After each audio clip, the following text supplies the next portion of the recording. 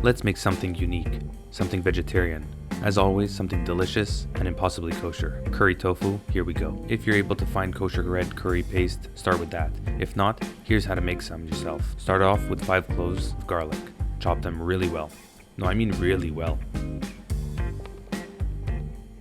Then, about a thumb-sized worth of fresh ginger. Again, chop it up. Both of them in a bowl.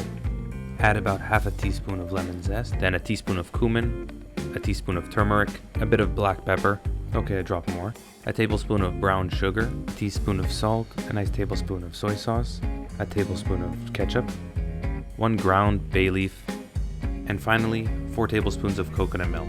And that's it. Now start mixing, and mix like you mean it. There you go. Perfect. Tofu time. Start with a pack of firm tofu and slicing it in ways that will get you small dices. There are the strips, and voila, diced.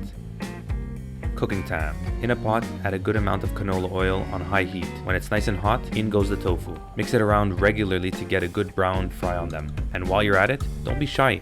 Hit the subscribe button down below and ring the bell, and you'll be able to keep up with all the great recipes we have going on. Now, add in the sauce. All of it. Scrape the bowl if you have to. Liquid gold here, people. Now, mix it well. I mean really well.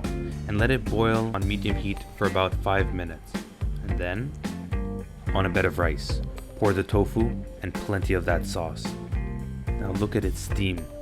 The incredible aromas, that thick coconut curry sauce, and beautiful pieces of tofu. Now that is a great vegetarian dinner.